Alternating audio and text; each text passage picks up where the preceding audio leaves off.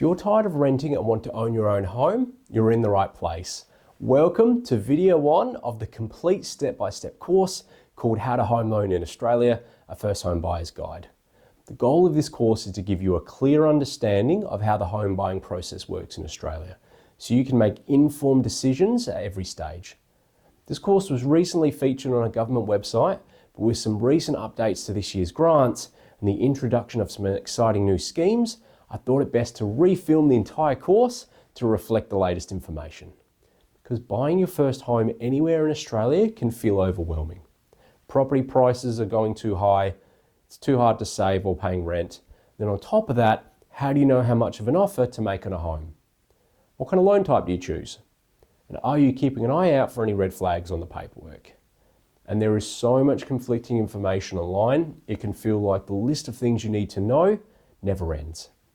The good news is everything you do need to know is here in one place. Hi, I'm Ross McFarlane, qualified mortgage broker, and I've helped guide hundreds of first-time buyers across Australia.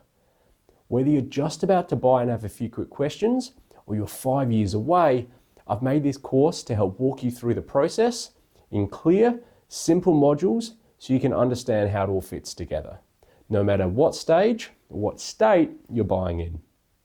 Now in this course, you'll learn how the Australian home process buying works from start to finish. We'll start by explaining how loans work so you can understand how banks accept or reject loan applications. Because one of the biggest mistakes buyers make is assuming that every bank assesses your financial situation the same. That isn't the case, and it's often where confusion starts. It is very common for one lender to say you can borrow $600,000, whilst another will say $700,000. Using the same income. This is because different banks offer different lending policies depending on the person's situation.